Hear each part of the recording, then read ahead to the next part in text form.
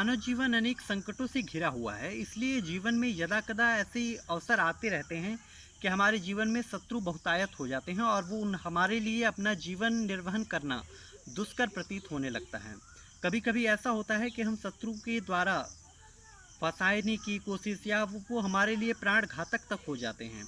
ऐसी स्थिति में पक्ष को निस्तेज करने के लिए, उन्हें त्रासना देने के लिए किस प्रकार से साधना की जाए, मंत्रों के माध्यम से किस प्रकार आप अपने शत्रु को तेजहीन कर सकते हैं, उसे उत्साहहीन कर सकते हैं और उसका बल छीड़ कर सकते हैं।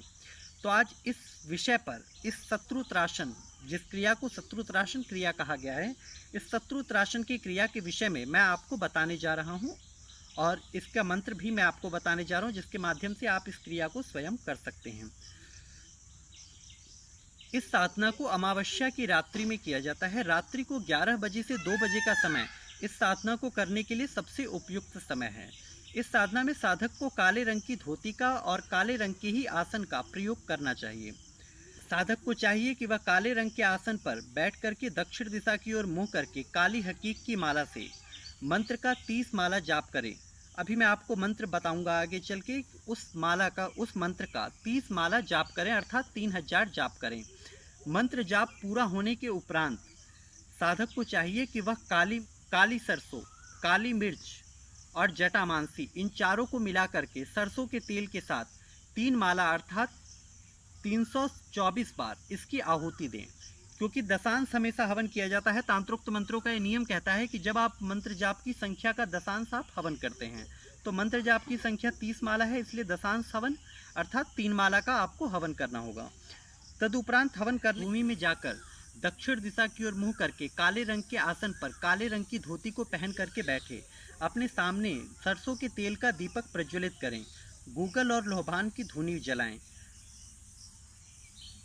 मिट्टी के खप्पर में मछली, देसी अंडा, शराब, 5 मिठाई, पान, बतासे, लौंग, इलायची इत्यादि ले जा करके मिट्टी के खप्पर में एक खप्पर भैरव बाबा का, एक खप्पर काली माता का और एक खप्पर शमशानेश्वर का या मरघटेश्वर का, क्योंकि ये आपको पता होगा कि आप मरघट में साधना कर रहे हैं या शमशान में कर रहे हैं, तो उसका ये 3 खप्पर आपको मिट्टी के वहाँ रखने हैं। अब आपको कपाल क्रिया का एक मटके का टुकड़ा इकट्ठा करना है, एक छोटा सा टुकड़ा लेना है जो कपाल क्रिया के बाद बच जाता है। उस टुकड़े पर शमशान के कोयले से एक पुरुष की आकृति बनानी है। अब ये त्रासना अगर आप स्त्री को या पुरुष को किसे देना चाहते हैं, ये उस पर निर्भर करता है। वो आकृति आपको बनानी है। आकृति बनाने के उपरांत जहाँ उसका सीने का, पेट का हिस्सा है, यहाँ पर आप उस व्यक्ति का नाम लिखें।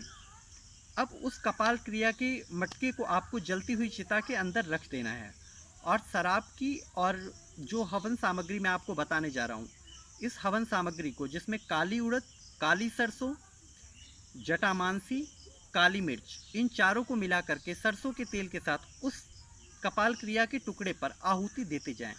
कुल आपको 30 माला का जाप करना है और 3 माला की आहुति देनी है। मंत्र को ध्यान से सुने। ओम ऐं ह्रीं महाविकराल कराल कपाल महाकाल भैरव जलत्याय मम शत्रुन दह दह हन हन पच पच उन्मुल उन्मुल ओम ह्रीं ओम फट। और जब आप हवन करेंगे तो उस समय में आपको स्वाहा लगाना ही होगा। तब आपका यही मंत्र ओम ऐं ह्रीं महाविकराल कराल कपाल महाकाल भैरव जलत्याय मम शत्रुन दह दह हन हन पच पच उन्मुल उन्मुल ओम ह्रीं ओम फट स्वाहा। तब आपको वहाँ स्वाहा शब्द का प्रयोग करके हवन देना होगा। तदुपरांत शराब का अर्घ दें और उस मटकी को आप सावधानी के साथ उठा करके ले आएँ, उसे संभाल करके रखें। जैसे जैसे आप उसे गर्म करेंगे वैसे ही शत्रु के शरीर का तापमान बढ़ता चला जाएगा, उसे त्रासना मिलती जाएगी। एक बात का विशेष ध्यान रखें कि ये कपाल क्रिया का जो मटका है ये चटकना नहीं चाहिए, क्योंकि ज़्यादा आँच से चटक जाता है।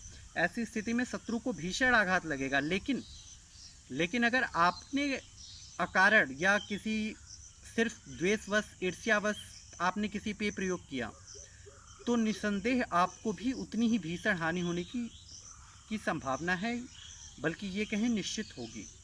क्योंकि कर्म का फल कभी मनुष्य का पीछा नहीं छोड़ सकता। मनुष्य के कर्म उसके साथ जरूर चलते हैं। आपके किए हुए हर एक कर्म का हिसाब आपको मृत्यु उपरांत जरूर देना पड़ेगा और हो सकता है आपको जीते जी भी देना पड़े। तो इन बातों को सावधानी से समझ करके तब आप मेरे द्वारा बताई हुई क्रियाओं में आगे अग्रसर हों। जय महाकाल।